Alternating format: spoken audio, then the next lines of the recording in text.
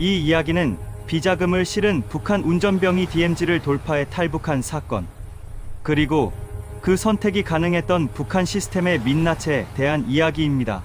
깊은 밤, 엔진 소리 하나만이 산길을 가르던 그날, 그가 몰고 있던 트럭 안에는 쌀도 군수품도 아닌 정권의 돈이 실려 있었습니다. 북한 상층부의 비자금, 금액은 약 100억 원 상당. 그리고 그 트럭은 분계선을 향해 가속하기 시작합니다. 총성이 울렸고 그는 멈추지 않았습니다.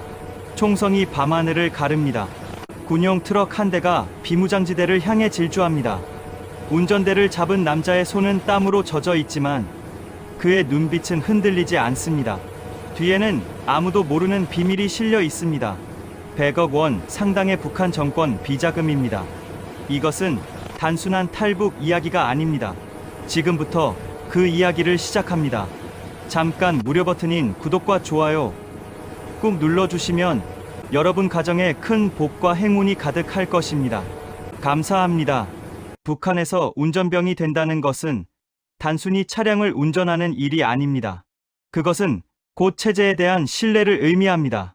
수많은 병사들 중에서 오직 소수만이 운전병으로 선발됩니다. 그것도 아무나 할 수 없습니다. 김철수라는 가명의 이 남자는 평양 외곽의 한 군부대에서 복무하던 특수 운전병이었습니다. 그의 아버지는 당 간부였고 할아버지는 항일유격대 출신이었습니다. 3대가 이어진 혁명 가문이라는 배경 덕분에 그는 22살의 나이에 당 간부 산하 무역기관 전속 운전병으로 발탁되었습니다. 출신 성분이 확실해야 합니다. 정치, 사상이 투철해야 합니다. 가족, 배경이 깨끗해야 합니다. 북한에서 고위층 차량을 운전한다는 것은 이 모든 조건을 통과했다는 증명입니다. 특히 외화벌이 조직과 연결된 수송 라인에서 일한다는 것은 더욱 특별한 의미를 갖습니다. 이것은 단순한 영광이 아니라 평생 감시받는다는 의미이기도 했습니다. 철수는 처음 이 일을 맡았을 때 자부심을 느꼈습니다. 조국을 위해, 수령님을 위해 일한다는 사명감이 가슴을 채웠습니다. 매일 아침 차량을 점검하고 연료를 확인하고 지시받은 경로를 정확히 따르는 것이 그의 일상이었습니다.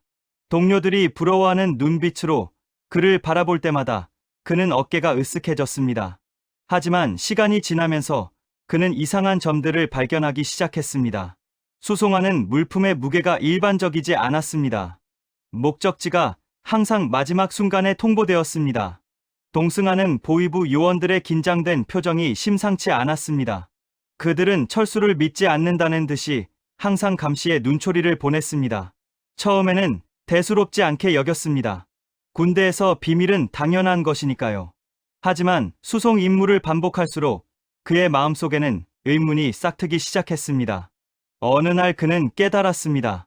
자신이 나르는 것이 단순한 군수품이나 식량이 아니라는 것을. 트럭 적재함에 실린 검은 가방들, 그 안에 든 것들의 정체를 짐작하게 되었습니다. 현금이었습니다. 달러였습니다. 위안화였습니다. 그리고 금괴였습니다. 북한 정권의 비자금이 그의 트럭을 통해 움직이고 있었습니다. 외화벌이 회사들이 해외에서 벌어들인 돈, 중국 식당에서 일하는 북한 여성 노동자들의 임금을 착취해 모은 돈, 러시아 벌목장에서 혹독한 노동을 하는 노동자들의 피땀을 짜낸 돈, 불법, 무역으로 얻은 돈들이 그의 손을 거쳐 어딘가로 이동했습니다.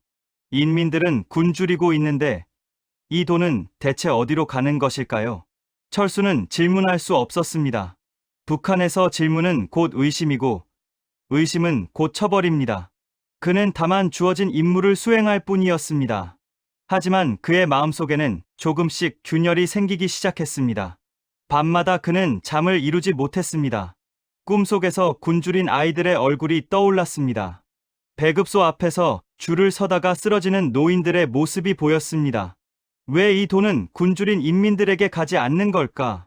왜 자신의 가족은 여전히 배고픔에 시달리는 걸까? 충성한다고 해서 무엇이 달라지는 걸까? 철수의 어머니는 매달 배급을 받지 못했습니다. 공식적으로는 배급제가 유지되고 있다고 하지만 실제로는 몇 년째 제대로 된 배급이 이루어지지 않았습니다.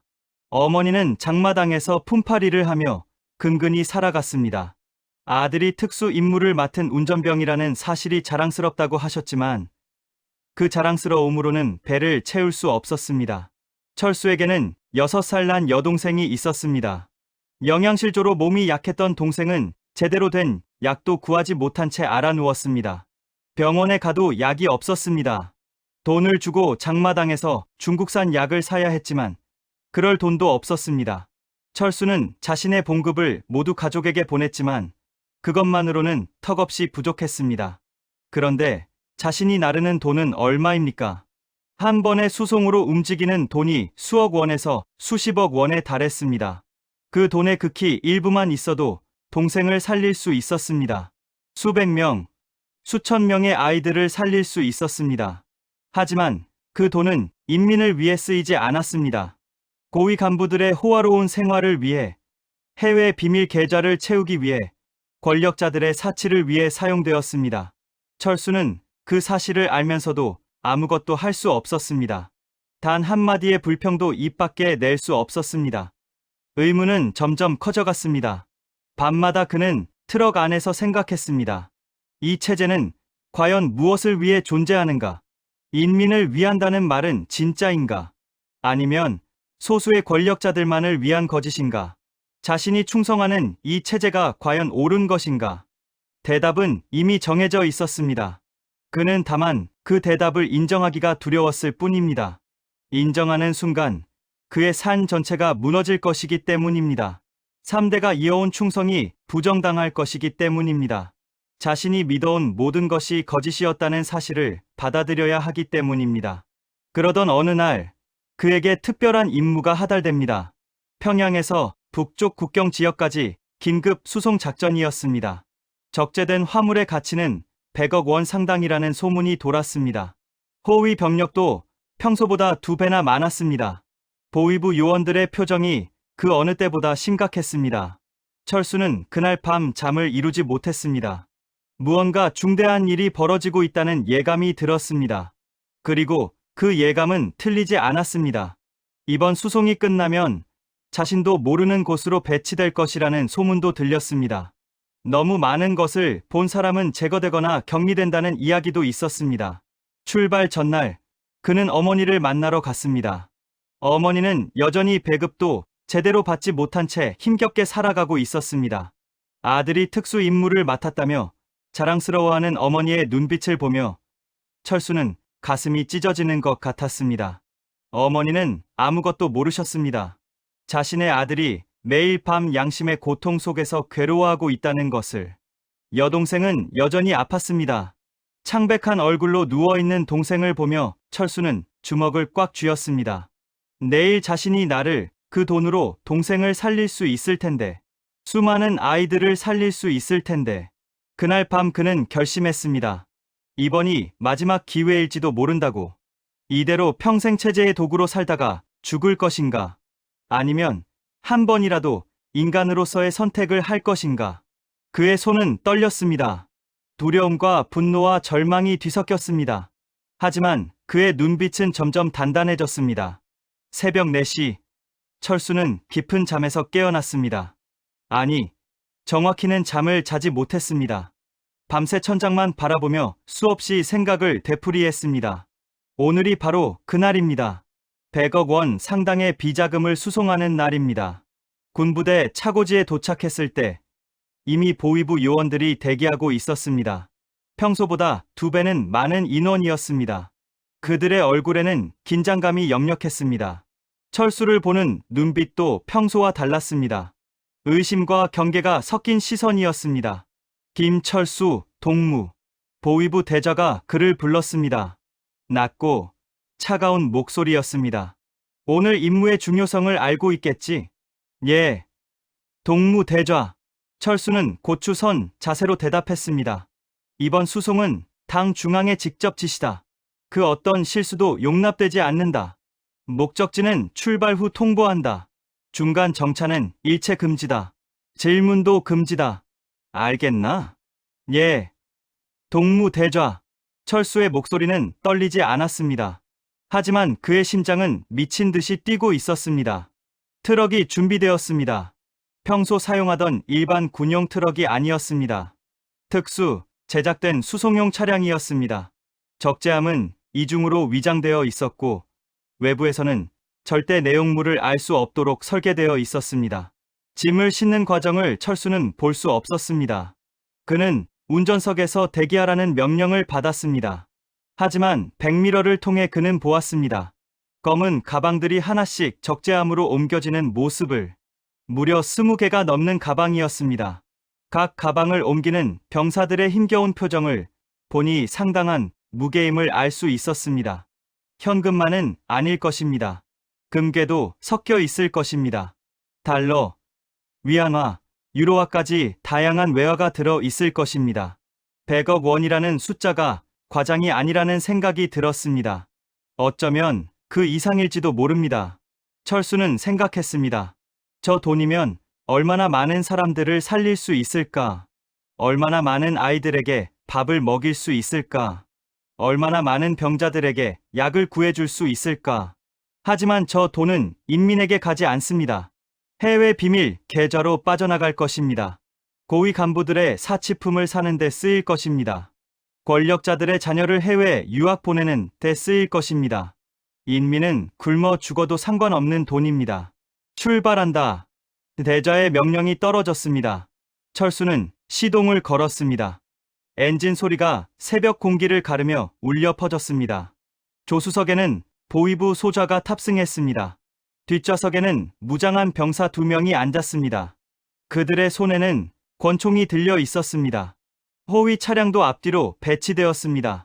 총 3대의 차량이 호송 부대를 이루었습니다. 이것은 단순한 수송이 아니었습니다. 작은 전쟁터를 방불케 하는 경계 태세였습니다. 트럭은 평양 외곽을 벗어나기 시작했습니다. 새벽 안개가 도로를 덮고 있었습니다. 간간히 보이는 마을에는 아직 불빛도 없었습니다. 전기 공급이 제대로 되지 않는 지역이었습니다. 철수는 그 어둠 속에서 굶주리며 잠든 사람들을 떠올렸습니다. 동무 운전병. 조수석의 소좌가 입을 열었습니다. 이번 임무가 끝나면 동무는 새로운 임무를 받게 될 것이다. 철수의 등에 식은땀이 흘렀습니다. 어떤 임무입니까? 동무 소좌. 그건 상부에서 결정할 일이다. 하지만 한 가지는 확실하다. 동무는 너무 많은 것을 보았다. 그 말의 의미를 철수는 정확히 알았습니다. 너무 많은 것을 본 사람은 제거되거나 격리됩니다. 정치범 수용소로 보내지거나 아니면 더 나쁜 운명을 맞이합니다. 철수는 입술을 깨물었습니다. 북쪽으로 계속 달렸습니다. 해가 떠오르기 시작했습니다.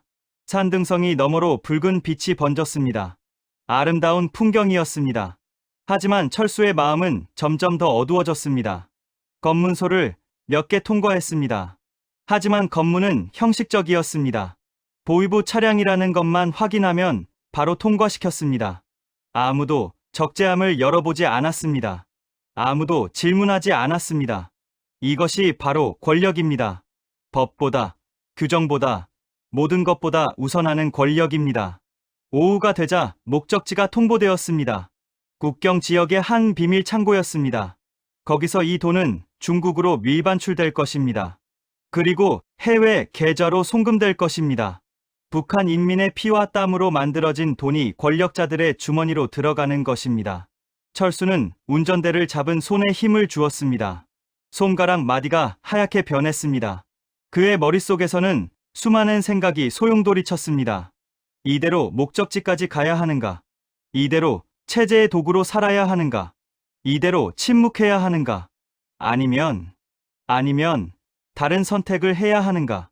철수는 문득 어제 본 여동생의 얼굴을 떠올렸습니다. 창백하고 여윈 얼굴, 약을 구하지 못해 고통스러워하던 모습, 어머니의 눈물, 배고픔에 지친 사람들의 모습, 그리고 지금 자신이 싣고 가는 이 돈, 이 모순을 어떻게 받아들여야 합니까? 철수의 입술이 떨렸습니다. 그는 결심하기 시작했습니다. 아직 확실하지는 않았습니다. 하지만 그의 마음속에서 무언가가 움직이고 있었습니다. 양심이 깨어나고 있었습니다. 인간으로서의 존엄이 고개를 들고 있었습니다. 해가 서쪽으로 기울기 시작했습니다. 목적지까지는 아직 몇 시간이 남았습니다. 철수는 앞을 똑바로 바라보며 운전을 계속했습니다. 하지만 그의 눈빛은 변하고 있었습니다. 조수석의 소좌는 그 변화를 눈치채지 못했습니다. 뒷좌석의 병사들도 마찬가지였습니다. 그들은 단지 임무를 수행하는 기계일 뿐이었습니다. 하지만 철수는 달랐습니다. 그는 이제 기계가 아니었습니다. 그는 생각하기 시작한 인간이었습니다. 그리고 생각하는 인간은 결국 선택을 합니다. 그 선택이 무엇이 될지 아직은 아무도 몰랐습니다. 저녁 무렵 트럭은 한 외딴 마을을 지나고 있었습니다. 산골짜기에 위치한 작은 마을이었습니다. 집들은 낡고 허름했습니다. 지붕은 여기저기 구멍이 나 있었고 벽은 금이 가 있었습니다. 이곳 역시 국가의 관심 밖에 있는 곳이었습니다. 마을 입구에 한 노인이 서 있었습니다. 등이 굽은 할머니였습니다. 손에는 낡은 양철 그릇을 들고 있었습니다. 물을 길어 오는 길인 듯했습니다. 할머니는 지나가는 군용 트럭을 멍하니 바라보았습니다. 그 눈빛에는 기대도 두려움도 아무것도 없었습니다. 그저 공허함만이 가득했습니다. 철수는 그 눈빛을 보았습니다. 그리고 가슴이 찢어지는 것 같았습니다. 할머니 옆에는 아이가 하나 서 있었습니다. 대여섯 살쯤 되어 보이는 남자아이였습니다. 배가 불룩 튀어나온 것이 영양실조 증상이었습니다. 아이는 맨발이었습니다. 한겨울도 아니지만 신발조차 신지 못한 아이였습니다. 철수의 여동생과 비슷한 나이였습니다. 아이는 지나가는 트럭을 향해 손을 흔들었습니다. 천진난만한 미소를 지으며 그 미소 뒤에 숨겨진 고통을 아이는 아직 모르는 것 같았습니다. 배고픔이 무엇인지는 알지만 그것이 왜 자신에게 찾아왔는지는 모르는 순수함이었습니다. 철수는 고개를 돌렸습니다. 차마 그 아이를 계속 볼 수 없었습니다. 동무 운전병, 집중하게. 조수석의 소좌가 날카롭게 말했습니다. 예, 동무 소좌. 철수는 대답했지만 그의 머릿속에서는 그 아이의 미소가 떠나지 않았습니다. 저 아이는 오늘 밤 무엇을 먹을까? 할머니는 저 양철 그릇에 담긴 물로 무엇을 할까? 옥수수 죽이라도 끓여 먹을 수 있을까? 그리고 지금 자신이 싣고 가는 돈은 100억 원입니다. 저 아이 하나를 살리는데 얼마가 필요할까요? 밥 한 끼, 옷 한 벌, 신발 한 켤레. 많아야 몇만 원이면 충분합니다. 하지만 저 아이는 그것조차 얻지 못합니다. 왜냐하면 이 나라에서 돈은 인민을 위해 쓰이지 않기 때문입니다. 철수는 운전대를 더욱 꽉 쥐었습니다. 손에서 땀이 흘러내렸습니다. 마을을 지나 다시 산길로 접어들었습니다. 해가 완전히 지고 어둠이 깔리기 시작했습니다. 헤드라이트가 좁은 산길을 비췄습니다. 양옆으로는 깊은 숲이 펼쳐져 있었습니다. 잠시 후 앞쪽 호위 차량이 멈춰 섰습니다. 검문소가 나타났습니다. 국경 지역 특별 검문소였습니다. 이곳을 지나면 목적지까지는 1시간도 채 남지 않았습니다. 검문소 병사들이 다가왔습니다. 하지만 보위부 표식을 확인하자 곧바로 경례를 했습니다. 형식적인 확인만 거친 후 통과시켰습니다. 누구도 적재함을 열어보지 않았습니다. 누구도 질문하지 않았습니다. 이것이 이 나라의 현실입니다. 권력 앞에서는 모든 규정이 무의미합니다. 보위부라는 이름 앞에서는 모든 것이 허용됩니다. 검문소를 통과하고 다시 달리기 시작했습니다. 철수는 창밖을 바라보았습니다. 어둠 속에서 간간히 보이는 불빛들. 저 불빛 아래에서도 사람들이 살고 있습니다. 배고픔과 추위와 두려움 속에서 하루하루를 버티며 살고 있습니다. 그들은 알고 있을까요? 자신들의 피와 땀으로 만들어진 돈이 지금 이 트럭에 실려 국경을 넘어가고 있다는 것을, 자신들을 위해 쓰여야 할 돈이 소수의 권력자들 주머니로 들어가고 있다는 것을. 아니, 그들은 알고 있습니다. 모두가 알고 있습니다. 하지만 말하지 못할 뿐입니다. 말하는 순간 끌려갑니다. 의심하는 순간 처벌받습니다. 그래서 모두가 침묵합니다. 모두가 눈을 감습니다. 모두가 귀를 막습니다. 철수도 그렇게 살아왔습니다. 보고도 못 본 척, 알아도 모르는 척, 의심해도 확신하지 않는 척. 그것이 이 나라에서 살아남는 방법이었습니다. 하지만 오늘, 지금 이 순간, 철수는 더 이상 그렇게 할 수 없다는 것을 깨달았습니다. 아까 본 그 아이의 미소가 계속 떠올랐습니다. 할머니의 공허한 눈빛이 머릿속을 떠나지 않았습니다. 여동생의 창백한 얼굴이 보였습니다. 어머니의 주름진 손이 느껴졌습니다. 그리고 지금 뒤에 실린 100억 원. 철수는 문득 깨달았습니다. 이 돈을 지키는 것은 체제를 지키는 것입니다. 이 돈을 목적지까지 운반하는 것은 불의에 가담하는 것입니다. 침묵하는 것은 공범이 되는 것입니다. 동무 운전병. 뒷좌석의 병사가 말했습니다. 앞으로 20km만 가면 목적지다. 긴장을 늦추지 마라. 알겠습니다. 철수는 대답했습니다. 하지만 그의 마음은 정반대 방향으로 움직이고 있었습니다. 20km. 20분이면 도착합니다. 그리고 임무는 끝납니다. 그 후에는 자신은 어디로 보내질까요?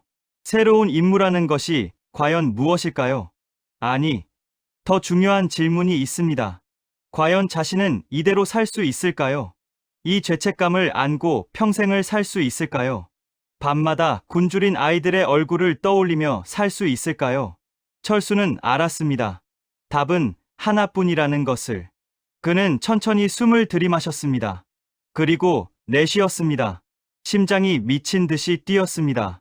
손바닥에서 땀이 흘러내렸습니다. 입술이 바짝 말랐습니다. 앞쪽 호위 차량의 뒷모습이 보였습니다. 백미러로는 뒤따라오는 호위 차량이 보였습니다. 조수석에는 보위부 소좌가 앉아 있고 뒷좌석에는 무장한 병사 2명이 앉아 있습니다. 그리고 운전대를 잡고 있는 것은 자신입니다. 철수는 그 순간 깨달았습니다. 지금 이 차량을 통제하는 사람은 바로 자신이라는 것을. 지금 이 상황에서 선택권을 가진 사람은 바로 자신이라는 것을. 물론 그 선택은 죽음을 각오해야 하는 선택입니다. 총을 맞을 수도 있고 체포될 수도 있고 고문당할 수도 있습니다. 가족도 연좌제로 처벌받을 것입니다. 하지만 그렇다고 해서 이대로 가는 것이 옳은 일일까요? 철수는 생각했습니다. 자신의 삶을 돌아보았습니다. 28년을 살아오며 자신은 무엇을 했습니까? 체제에 순종했습니다. 명령에 복종했습니다. 의심하지 않았습니다. 질문하지 않았습니다. 그 결과가 무엇입니까? 여동생은 병들어 누워있고 어머니는 굶주리고 있고 수많은 사람들이 고통받고 있습니다. 그리고 자신은 그 고통의 원인이 되는 돈을 실어 나르고 있습니다. 이것이 올바른 삶입니까? 철수는 고개를 저었습니다. 아닙니다. 이것은 삶이 아닙니다. 이것은 기계처럼 움직이는 것일 뿐입니다. 진짜 삶은 선택하는 것입니다. 옳고 그름을 판단하는 것입니다. 양심에 따라 행동하는 것입니다. 비록 그 대가가 죽음이라 할지라도. 철수의 눈빛이 변했습니다. 두려움은 여전했지만 그 안에 결의가 담겼습니다. 손은 떨렸지만 운전대를 놓지 않았습니다. 그는 결심했습니다. 목적지까지 10km. 철수의 머릿속은 복잡했습니다. 결심은 했지만 구체적인 방법은 아직 정해지지 않았습니다. 어떻게 해야 할까요? 어떻게 하면 성공할 수 있을까요? 아니, 성공이라는 것이 과연 가능하기는 한 걸까요? 조수석의 소좌가 입을 열었습니다. 김철수, 동무. 예, 동무 소좌. 동무 아버지는 당 간부시지? 갑작스러운 질문이었습니다. 철수는 잠시 당황했지만 곧 대답했습니다. 그렇습니다. 동무 소좌. 훌륭한 집안이군. 할아버지께서는 항일유격대 출신이라고 들었네. 예, 그렇습니다. 소좌는 잠시 침묵하더니 다시 말했습니다. 그런 집안 출신이 이런 임무를 맡았다는 것은 당에서 동무를 매우 신뢰한다는 뜻이네. 자랑스럽게 생각해야 하네. 감사합니다. 동무 소좌. 철수는 기계적으로 대답했습니다. 하지만 그의 가슴 속에서는 무언가가 뒤틀렸습니다. 신뢰. 그것이 과연 무엇을 의미합니까? 체제가 자신을 신뢰한다는 것은 자신이 어떤 의심도 하지 않고 명령에 복종한다는 의미입니다. 생각하지 않는 기계처럼 움직인다는 의미입니다. 동무소좌. 철수가 조심스럽게 입을 열었습니다. 질문 하나 해도 되겠습니까? 소좌는 철수를 날카롭게 쳐다보았습니다. 질문? 무슨 질문인가? 이번에 수송하는 물자는 어디에 사용되는 것입니까? 순간 차 안의 공기가 얼어붙었습니다. 뒷좌석의 병사들이 긴장한 기색이 역력했습니다. 소좌의 눈빛이 차갑게 변했습니다. 김철수, 동무. 소좌의 목소리는 낮고 위협적이었습니다. 동무는 지금 무엇을 묻고 있는가?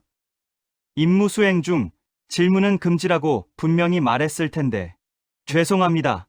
동무 소좌. 다만 무엇인가? 철수는 잠시 망설였습니다. 하지만 말을 이어갔습니다. 제가 오늘 마을을 지나며 한 아이를 보았습니다. 맨발로 서 있는 아이였습니다. 배가 불룩 튀어나온 것이 영양실조 증상이었습니다. 그래서 그 아이를 보며 생각했습니다. 우리가 수송하는 이 물자가 저런 아이들을 위해 쓰인다면 얼마나 좋을까 하고. 소좌는 코웃음을 쳤습니다. 순진한 생각이군. 김철수 동무. 동무는 아직 혁명의 대의를 제대로 이해하지 못하는 모양이네. 혁명의 대의라고요? 그렇네. 개인의 고통은 혁명 앞에서 작은 것이네. 우리는 더 큰 목표를 위해 일하고 있네. 조국의 자주권을 지키기 위해, 제국주의의 침략을 막기 위해, 위대한 수령님의 유운을 받들기 위해. 철수는 입술을 깨물었습니다. 그 말을 수없이 들어왔습니다. 학교에서, 군대에서, 당 학습에서. 하지만 지금 그 말은 공허하게 들렸습니다. 하지만 동무 소좌, 군 줄이는 인민들은 어떻게 됩니까? 소좌의 얼굴이 굳어졌습니다. 김철수 동무. 동무는 지금 위험한 생각을 하고 있네.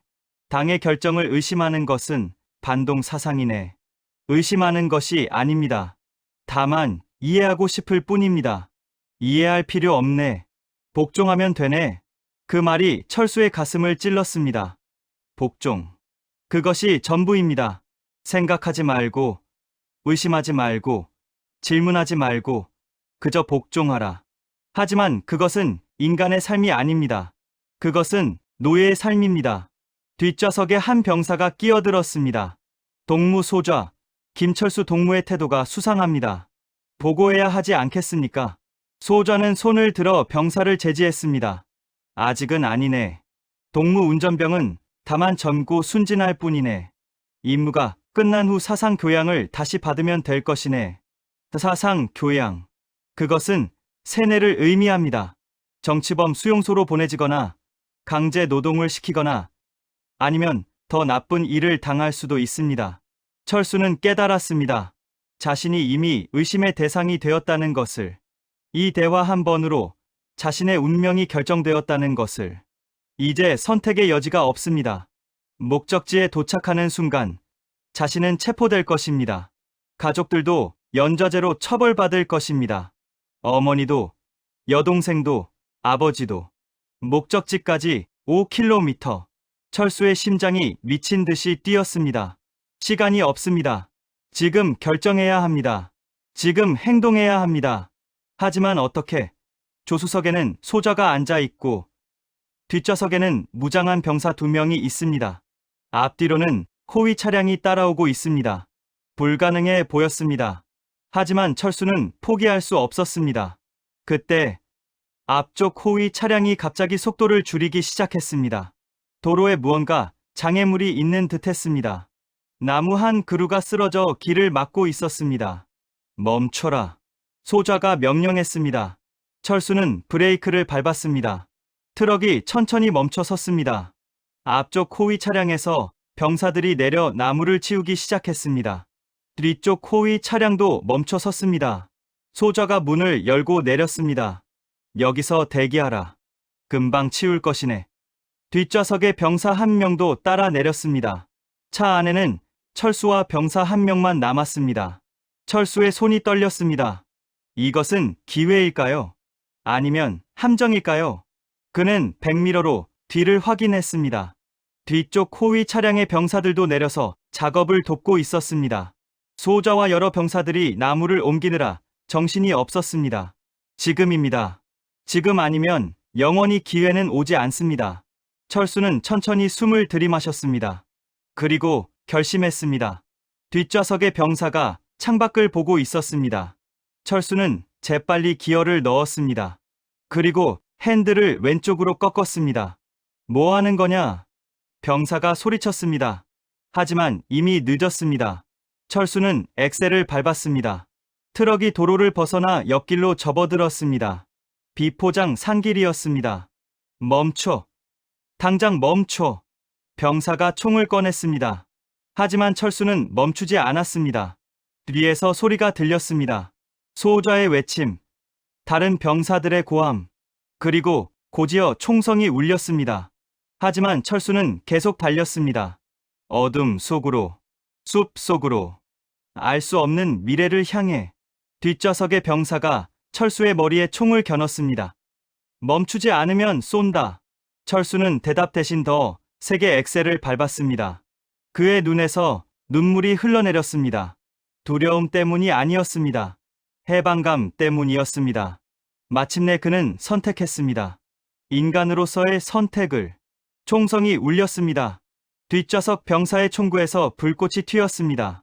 총알이 철수의 귓가를 스쳤습니다. 차창이 산산조각 났습니다. 유리 파편이 사방으로 흩어졌습니다. 멈춰. 당장 멈춰. 병사가 다시 소리쳤습니다.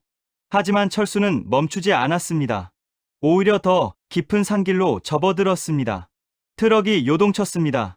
비포장 도로의 돌부리와 움푹 패인 길이 차체를 흔들었습니다. 뒤에서 호위 차량들이 따라오는 소리가 들렸습니다. 헤드라이트 불빛이 백미러에 비쳤습니다. 그들은 곧 따라잡을 것입니다. 군용 지프는 이런 험한 길에서 더 빠릅니다. 철수는 알고 있었습니다. 이 도주가 성공할 가능성은 거의 없다는 것을. 하지만 그는 멈출 수 없었습니다. 이미 선을 넘었습니다. 돌아갈 곳은 없습니다. 미친놈. 너 지금 뭐 하는 거야? 뒷좌석 병사가 다시 총을 겨눴습니다. 하지만 흔들리는 차 안에서 정확히 조준하기는 어려웠습니다. 철수는 핸들을 좌우로 흔들며 지그재그로 운전했습니다. 두 번째 총성이 울렸습니다. 총알이 운전석 시트를 관통했습니다. 철수의 어깨를 스쳤습니다. 따끔한 통증이 느껴졌지만 치명상은 아니었습니다. 철수는 급격히 핸들을 왼쪽으로 꺾었습니다. 트럭이 크게 기울었습니다. 뒷좌석 병사가 균형을 잃고 옆으로 쓰러졌습니다. 총이 바닥으로 떨어졌습니다. 바로 그 순간이었습니다. 철수는 급브레이크를 밟았습니다. 트럭이 갑자기 멈춰 섰습니다. 뒷좌석 병사가 앞으로 튕겨나갔습니다. 머리가 앞좌석 등받이에 부딪혔습니다. 병사는 신음소리를 내며 쓰러졌습니다. 철수는 재빨리 차에서 뛰어내렸습니다. 뒤쪽으로 달려가 적재한 문을 열었습니다. 검은 가방들이 그곳에 있었습니다. 100억 원 상당의 비자금이 담긴 가방들. 하지만 지금 그것을 챙길 시간은 없었습니다. 뒤에서 호위 차량들이 빠르게 접근하고 있었습니다. 총성이 또다시 울렸습니다. 이번에는 여러 발이었습니다. 총알이 트럭 주변을 강타했습니다. 철수는 판단해야 했습니다. 트럭을 버리고 도망칠까? 아니면 계속 운전할까?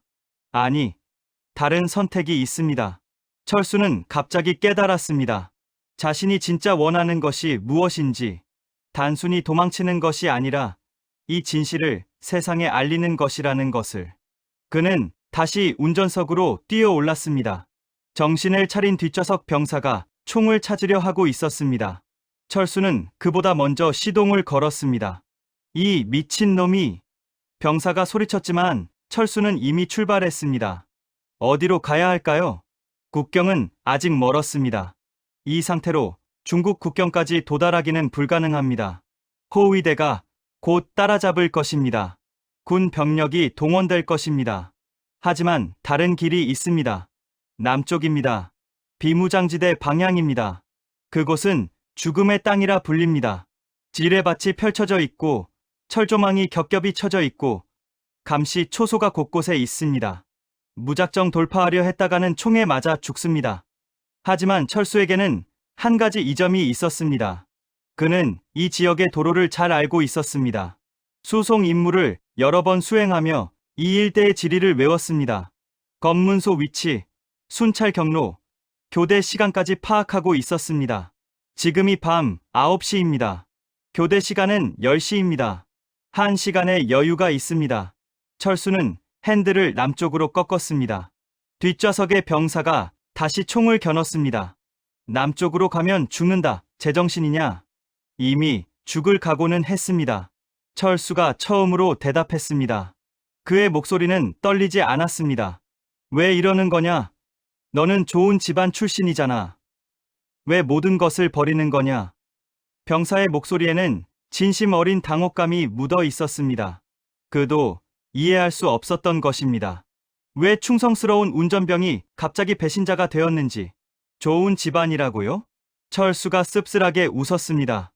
제 여동생은 지금 영양실조로 누워 있습니다. 약을 구할 돈이 없어서 죽어가고 있습니다. 어머니는 매일 장마당에서 품팔이를 합니다. 배급은 몇 년째 나오지 않습니다. 이것이 좋은 집안입니까? 그건 일시적인 어려움이다. 조국이 강성대국을 건설하고 있기 때문에. 거짓말. 철수가 소리쳤습니다. 거짓말입니다. 인민은 굶주리는데 우리가 싣고 가는 저 돈은 뭡니까? 100억 원입니다. 그 돈이면 수만 명을 살릴 수 있습니다. 하지만 그 돈은 어디로 갑니까? 고위 간부들 주머니로 들어갑니다. 해외 비밀 계좌로 빠져나갑니다. 병사는 할 말을 잃었습니다. 그도 알고 있었기 때문입니다. 철수가 말하는 것이 진실이라는 것을.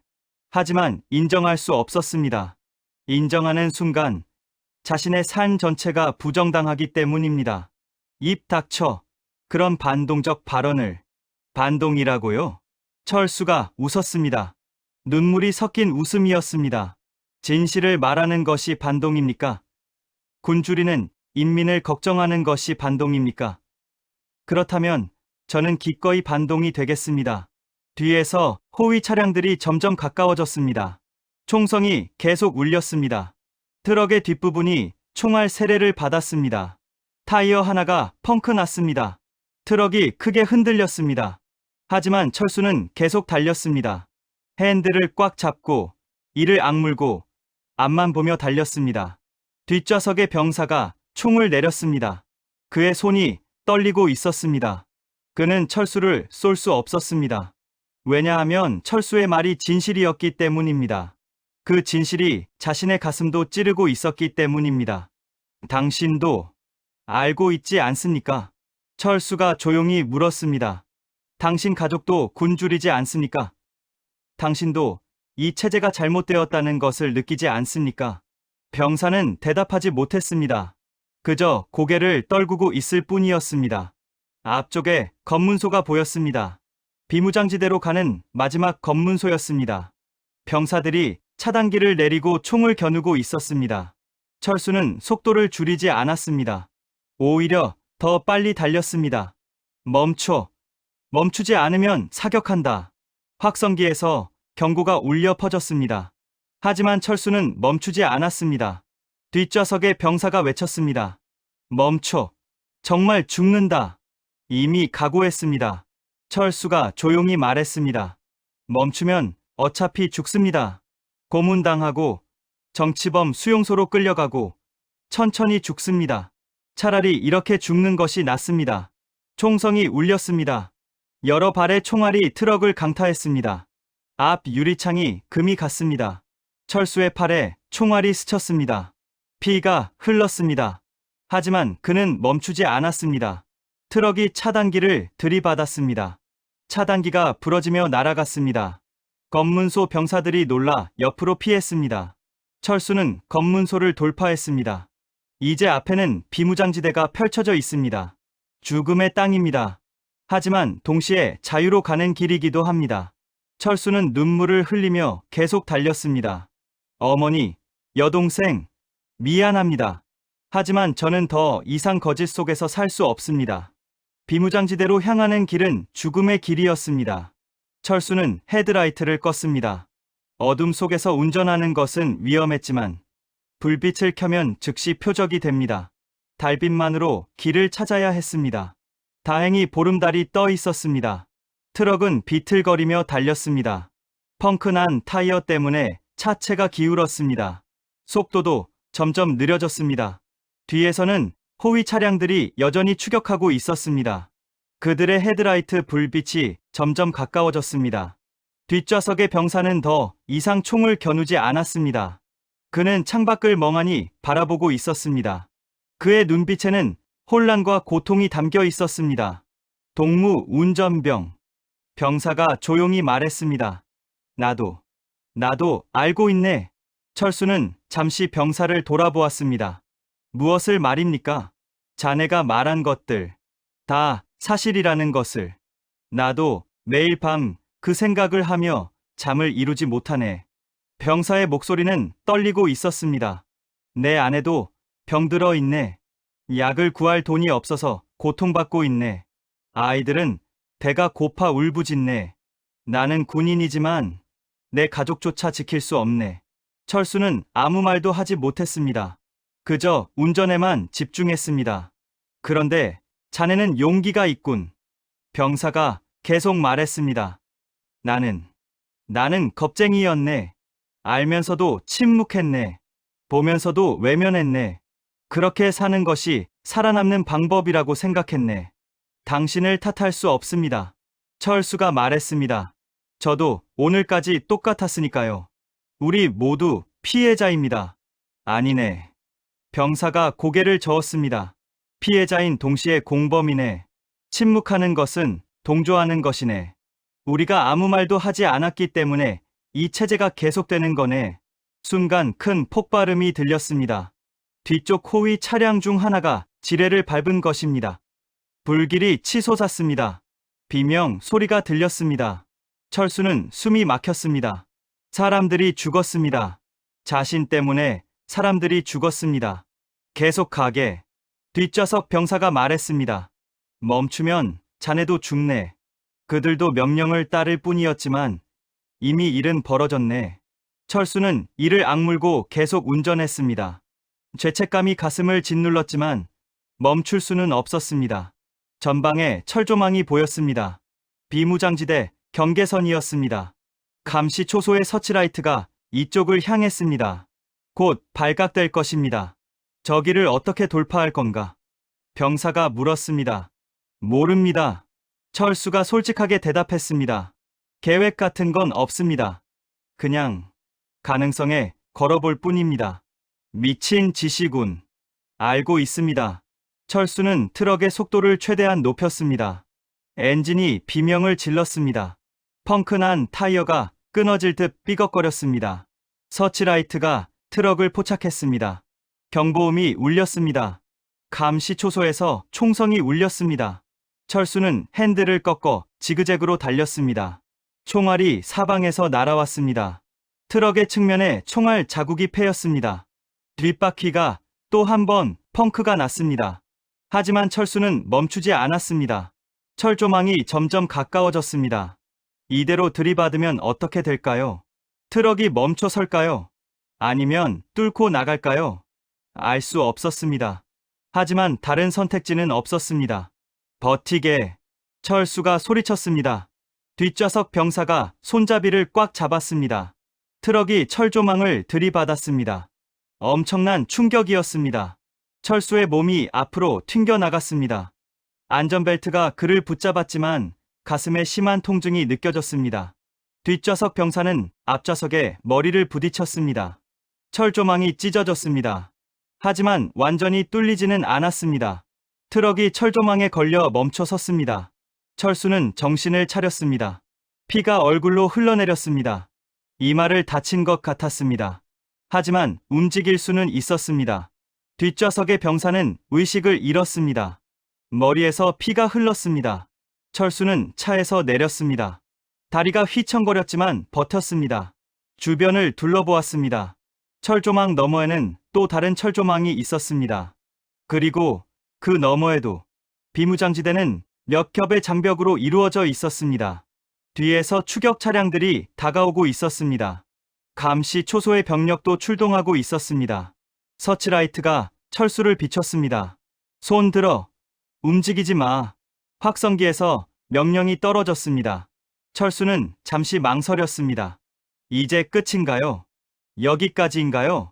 그때 그는 뒤쪽 적재함을 보았습니다. 검은 가방들, 100억 원의 비자금. 갑자기 생각이 떠올랐습니다. 철수는 적재함으로 달려갔습니다. 가방 하나를 집어 들었습니다. 무거웠지만 들 수 있었습니다. 움직이지 마, 쏜다. 하지만 철수는 가방을 들고 철조망 너머로 던졌습니다. 가방이 공중을 날아 철조망 반대편에 떨어졌습니다. 그리고 터졌습니다. 달러 지폐들이 사방으로 흩어졌습니다. 철수는 다시 적재함으로 달려갔습니다. 또 다른 가방을 집어 던졌습니다. 이번에는 위안화 다발들이 흩어졌습니다. 당장 멈춰! 총성이 울렸습니다. 철수의 다리에 총알이 스쳤습니다. 그는 비틀거렸지만 쓰러지지 않았습니다. 세 번째 가방을 던졌습니다. 금괴 몇 개가 땅에 떨어지며 둔탁한 소리를 냈습니다. 철수는 웃었습니다. 피가 섞인 웃음이었습니다. 보십시오. 그가 소리쳤습니다. 이것이 당신들이 지키는 돈입니다. 굶주린 인민의 것이 아니라 소수 권력자들의 돈입니다. 병사들이 당황한 표정으로 서로를 바라보았습니다. 그들도 보았습니다. 땅에 흩어진 외화와 금괴를, 소문으로만 듣던 비자금의 실체를. 이 돈이면 수만 명을 살릴 수 있습니다. 하지만 이 돈은 어디로 갑니까? 철수가 계속 소리쳤습니다. 해외 계좌로 빠져나갑니다. 고위 간부들 사치품이 됩니다. 당신들 가족은 굶주리는데. 몇몇 병사들의 손이 떨렸습니다. 총을 겨누고 있던 손이 천천히 내려갔습니다. 그들도 알고 있었습니다. 철수가 말하는 것이 진실이라는 것을. 쏘지 마라. 한 병사가 외쳤습니다. 저 사람 말이 맞아. 우리 가족들도 굶주리고 있잖아. 입 닥쳐. 명령 불복종이야. 장교가 소리쳤습니다. 하지만 병사들 사이에서 동요가 일었습니다. 몇몇은 총을 내렸습니다. 몇몇은 서로를 바라보았습니다. 진실은 총보다 강했습니다. 철수는 그 순간을 놓치지 않았습니다. 그는 마지막 힘을 다해 철조망을 넘기 시작했습니다. 손에서 피가 흘렀습니다. 철조망의 가시가 살을 찢었습니다. 하지만 그는 계속 올라갔습니다. 자유를 향해, 진실을 향해. 철수는 철조망을 넘었습니다. 손바닥이 찢어졌고 옷이 갈기갈기 찢겼습니다. 하지만 그는 멈추지 않았습니다. 땅에 떨어진 순간 다시 일어나 달렸습니다. 뒤에서 총성이 울렸습니다. 하지만 이번에는 달랐습니다. 총알이 철수를 향하지 않았습니다. 공중으로 쏘아 올린 경고 사격이었습니다. 어떤 병사들은 아예 총을 쏘지 않았습니다. 그들은 그저 서 있을 뿐이었습니다. 철수의 외침이 그들의 마음을 흔들었습니다. 진실이 그들의 양심을 깨웠습니다. 저놈을 잡아, 당장! 장교가 미친 듯이 소리쳤습니다. 움직이지 않으면 총살이다. 하지만 병사들은 움직이지 않았습니다. 아니, 움직일 수 없었습니다. 그들의 발이 땅에 붙은 것처럼 굳어 있었습니다. 한 젊은 병사가 총을 내려놓았습니다. 동무대위, 저는 더 이상 못 쏘겠습니다. 뭐라고? 저 사람이 틀린 말을 했으니까. 우리 가족들도 굶주리고 있지 않습니까? 우리가 지키는 것이 도대체 무엇입니까? 장교는 할 말을 잃었습니다. 그도 알고 있었기 때문입니다. 하지만 인정할 수 없었습니다. 반동 사상이다. 당장 총을 들어. 하지만 다른 병사들도 하나둘씩 총을 내렸습니다. 그들의 눈빛에는 더 이상 충성이 아닌 의문이 담겨 있었습니다. 철수는 계속 달렸습니다. 다리에서 피가 흘렀습니다. 호흡이 거칠었습니다. 몸 전체가 비명을 질렀습니다. 하지만 멈출 수 없었습니다. 두 번째 철조망이 나타났습니다. 철수는 다시 올라가기 시작했습니다. 손에 힘이 없었습니다. 팔이 떨렸습니다. 하지만 포기할 수 없었습니다. 그때 뒤에서 목소리가 들렸습니다. 동무 운전병. 철수는 돌아보았습니다. 뒷좌석에 있던 병사였습니다. 머리에서 피를 흘리며 비틀거리고 있었지만 그는 철수를 향해 걸어오고 있었습니다. 철수는 긴장했습니다. 병사의 손에는 총이 들려 있었습니다. 미안하네. 병사가 말했습니다. 자네를 막지 못해서가 아니라 자네처럼 용기를 내지 못해서. 그리고 병사는 총을 땅에 던졌습니다. 가게. 살아서 진실을 말하게. 철수의 눈에서 눈물이 흘러내렸습니다. 당신도 함께 갑시다. 아니, 나는 갈 수 없네. 병사가 고개를 저었습니다. 내 가족이 여기 있네. 내가 도망치면 그들이 처벌받네. 하지만 자네는 다르네. 자네는 세상에 이 진실을 알려야 하네. 병사는 철수에게 다가와 손을 내밀었습니다. 행운을 빌겠네. 두 사람은 악수했습니다. 적이 아닌 같은 희생자로서, 같은 인간으로서. 철수는 다시 철조망을 올랐습니다. 병사는 그 모습을 지켜보았습니다. 그리고 뒤돌아서서 다가오는 장교들을 향해 막아섰습니다. 비켜. 장교가 소리쳤습니다. 아니, 되겠습니다. 병사가 말했습니다. 저 사람은 진실을 말했을 뿐입니다. 우리가 막아야 할 사람은 저 사람이 아니라. 입 닥쳐. 총성이 울렸습니다. 병사가 쓰러졌습니다. 철수는 그 광경을 보았습니다. 가슴이 찢어지는 것 같았습니다. 자신을 도와준 사람이 죽었습니다. 자신 때문에 또 한 사람이 희생되었습니다. 안 돼. 철수가 비명을 질렀습니다. 하지만 그는 멈출 수 없었습니다. 병사의 희생을 헛되이 할 수 없었습니다. 그는 이를 악물고 철조망을 넘었습니다. 세 번째 철조망. 네 번째 철조망. 철수는 계속 넘었습니다. 온몸이 피투성이가 되었습니다. 의식이 희미해졌습니다. 하지만 멈추지 않았습니다. 마침내 마지막 철조망을 넘었습니다. 그리고 앞에는 또 다른 철조망이 보였습니다. 하지만 이번에는 달랐습니다. 남한쪽 철조망이었습니다. 철수는 그쪽을 향해 달렸습니다. 지뢰밭을 조심하며 비틀거리며 쓰러질 듯 말 듯하며 달렸습니다. 남한쪽 감시초소에서 서치라이트가 켜졌습니다. 확성기에서 소리가 들렸습니다. 거기 누구냐? 손 들고 천천히 이쪽으로 와라.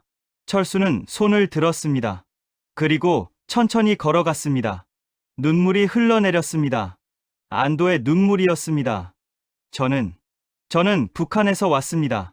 철수가 외쳤습니다. 탈북자입니다. 도와주십시오. 남한 병사들이 조심스럽게 다가왔습니다. 그들은 철수의 상태를 확인했습니다. 피투성이가 된 몸, 찢어진 옷, 떨리는 손. 의무병, 빨리. 한 병사가 소리쳤습니다. 철수는 그 자리에 무릎을 꿇었습니다. 그리고 울었습니다. 살아남았다는 안도감, 희생된 사람들에 대한 죄책감, 해방감과 슬픔이 뒤섞인 눈물이었습니다. 괜찮습니다. 이제 안전합니다. 한 남한 병사가 철수의 어깨에 손을 얹었습니다. 뒤에 트럭이 있습니다. 철수가 떨리는 목소리로 말했습니다. 100억 원 상당의 비자금이 실려 있습니다. 북한 정권의 더러운 돈입니다. 병사들이 서로를 바라보았습니다. 그리고 말해야 합니다. 세상에 알려야 합니다. 북한 인민들이 어떻게 고통받고 있는지, 그들의 돈이 어떻게 착취당하고 있는지. 철수는 계속 말했습니다. 저 하나 살려고 도망친 게 아닙니다. 진실을 알리려고 왔습니다. 의무병이 도착했습니다. 철수를 들것에 눕혔습니다. 응급 처치가 시작되었습니다. 철수는 하늘을 바라보았습니다. 별이 빛나고 있었습니다. 북한에서도 보던 똑같은 별이었습니다. 하지만 지금은 다르게 보였습니다. 더 밝게, 더 희망적으로. 어머니, 동생, 미안합니다. 철수가 중얼거렸습니다. 하지만 저는 더 이상 거짓 속에서 살 수 없었습니다. 언젠가 다시 만날 수 있기를. 들것이 움직이기 시작했습니다. 철수는 천천히 의식을 잃어갔습니다. 하지만 그의 얼굴에는 평화로운 미소가 있었습니다. 북한 쪽에서는 여전히 소란이 계속되고 있었습니다. 장교들의 외침, 병사들의 혼란. 하지만 철수가 뿌린 진실의 씨앗은 이미 그들의 마음속에 뿌리를 내리고 있었습니다. 총을 내려놓은 병사들, 의문을 품기 시작한 병사들, 그들은 오늘 밤 잠을 이루지 못할 것입니다. 철수의 외침이 그들의 귓가에 맴돌 것입니다. 변화는 이렇게 시작됩니다. 한 사람의 용기에서, 한 사람의 진실에서. 철수는 몰랐습니다. 자신의 이야기가 앞으로 얼마나 많은 사람들에게 영향을 미칠지, 자신의 선택이 얼마나 많은 이들에게 용기를 줄지. 하지만 그것은 중요하지 않았습니다. 중요한 것은 그가 인간으로서의 선택을 했다는 것입니다. 양심에 따라 행동했다는 것입니다. 그것만으로 충분했습니다. 사흘 후, 철수는 서울의 한 병원 침대에 누워 있었습니다. 온몸이 붕대로 감겨 있었습니다. 총상, 찢어진 상처, 타박상. 의사들은 기적이라고 했습니다. 저 상태로 비무장지대를 돌파했다는 것 자체가 기적이라고. 하지만 철수에게 진짜 기적은 따로 있었습니다. 살아남았다는 것. 그리고 진실을 말할 수 있게 되었다는 것. 국정원 조사관들이 매일 찾아왔습니다. 질문이 끝없이 이어졌습니다. 비자금의 규모, 수송 경로, 관련된 인물들, 북한 체제의 실상. 철수는 아는 모든 것을 말했습니다. 숨길 이유가 없었습니다. 김철수 씨, 당신이 가져온 정보는 매우 중요합니다. 한 조사관이 말했습니다. 비무장지대에서 회수한 비자금만 해도 상당한 액수입니다. 이것은 북한 정권의 불법 자금 운용을 증명하는 결정적 증거가 될 것입니다. 하지만 철수는 그것에 관심이 없었습니다. 제 가족은 어떻게 되었습니까? 철수가 떨리는 목소리로 물었습니다. 조사관은 침묵했습니다. 그 침묵이 모든 것을 말해주었습니다. 연좌제로 처벌받았습니다. 그렇죠? 철수의 눈에서 눈물이 흘렀습니다. 죄송합니다. 우리가 확인한 바로는 당신의 아버지는 당직에서 해임되었고 가족들은 지방으로 추방되었습니다. 철수는 고개를 떨구었습니다. 알고 있었습니다. 자신의 선택이 가족에게 어떤 결과를 가져올지. 하지만 알면서도 선택했습니다. 어머니와 여동생은 살아 있습니까? 그것은 확인할 수 없습니다. 철수는 울음을 터뜨렸습니다. 죄책감과 슬픔이 쏟아졌습니다. 자신이 살기 위해, 진실을 말하기 위해 가족을 희생시켰다는 죄책감이 가슴을 짓눌렀습니다. 하지만 김철수 씨, 조사관이 조심스럽게 말했습니다. 당신의 용기가 헛되지 않을 것입니다. 당신의 증언은 많은 것을 바꿀 수 있습니다. 그날 밤, 철수는 혼자 창밖을 바라보았습니다. 서울의 야경이 펼쳐져 있었습니다. 수많은 불빛들. 북한에서는 상상할 수 없는 풍경이었습니다. 사람들이 자유롭게 걷고 있었습니다. 웃고, 떠들고, 꿈을 꾸고 있었습니다. 누구도 굶주리지 않았습니다. 누구도 감시당하지 않았습니다. 이것이 진짜 삶이구나. 철수는 생각했습니다. 며칠 후, 기자회견이 열렸습니다. 철수는 처음에 거부했습니다. 얼굴을 드러내기가 두려웠습니다. 북한 정권의 보복이 두려웠고, 가족들에게 더 큰 해를 끼칠까 두려웠습니다. 하지만 결국 결심했습니다. 침묵하면 아무것도 바뀌지 않는다고. 말해야 한다고. 카메라 플래시가 터졌습니다. 수십 명의 기자들이 모여 있었습니다. 철수는 떨리는 손으로 마이크를 잡았습니다. 저는 북한에서 온 김철수입니다. 그의 목소리는 떨렸지만 분명했습니다. 저는 북한 정권의 비자금을 수송하는 운전병이었습니다. 100억 원 상당의 돈을 실어 나르면서 저는 보았습니다. 인민은 굶주리는데 그 돈은 소수 권력자들의 주머니로 들어가는 것을. 카메라들이 일제히 철수를 향했습니다. 저는 더 이상 침묵할 수 없었습니다. 6살 난 제 여동생은 영양실조로 죽어가고 있었습니다. 어머니는 배급도 받지 못한 채 굶주리고 있었습니다. 하지만 제가 나르는 돈은 그들을 위해 쓰이지 않았습니다. 철수의 눈에서 눈물이 흘렀습니다. 북한 인민들은 지금 이 순간에도 고통받고 있습니다. 그들은 자유가 무엇인지 모릅니다. 배부르게 먹는 것이 무엇인지 모릅니다. 두려움 없이 사는 것이 무엇인지 모릅니다. 철수는 잠시 숨을 고르고 계속 말했습니다. 저는 제 가족을 희생시키고 여기 왔습니다. 그것이 옳은 선택이었는지 아직도 모르겠습니다. 밤마다 저는 어머니와 여동생을 생각하며 울고 있습니다. 기자들이 숨죽이며 들었습니다. 하지만 한 가지는 확신합니다. 진실은 반드시 말해져야 한다는 것. 침묵하는 것은 공범이 되는 것이라는 것. 저는 더 이상 공범이 되고 싶지 않았습니다. 철수는 카메라를 똑바로 바라보았습니다. 북한에 계신 여러분, 저는 알고 있습니다. 여러분도 진실을 알고 있다는 것을. 하지만 두려워서 말하지 못한다는 것을. 저도 그랬습니다. 하지만 용기를 내십시오. 변화는 한 사람의 용기에서 시작됩니다. 기자회견이 끝난 후 철수의 이야기는 전 세계로 퍼져나갔습니다.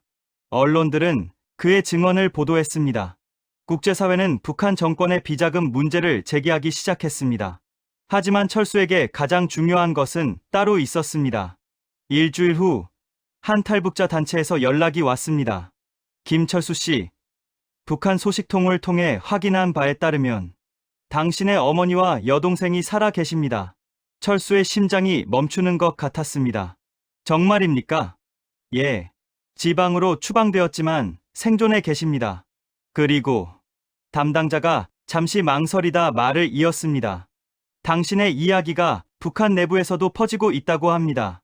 물론 당국에서는 막으려 하지만 사람들 사이에서 은밀히 전해지고 있습니다. 철수는 눈물을 흘렸습니다. 이번에는 희망의 눈물이었습니다. 몇 달이 지났습니다.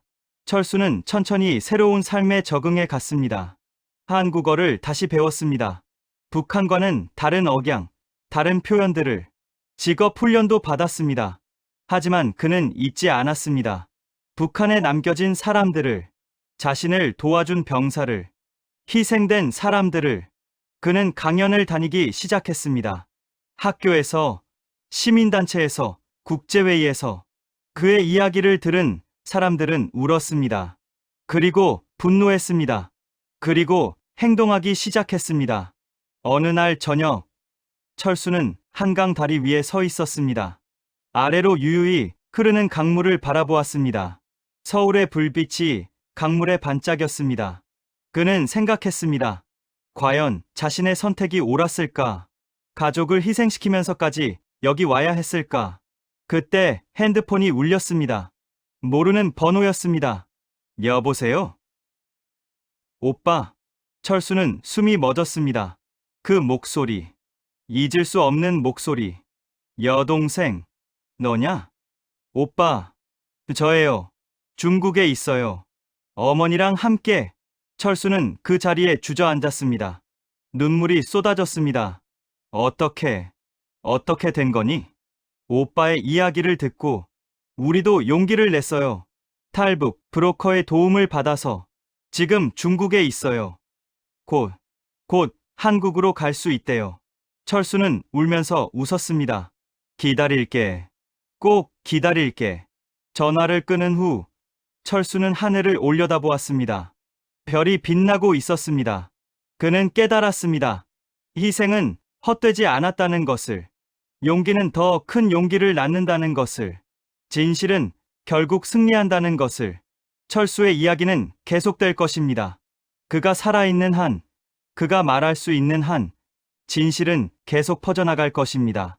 그리고 언젠가는 북한의 모든 인민들이 자유를 맛볼 날이 올 것입니다. 철수는 그것을 믿었습니다.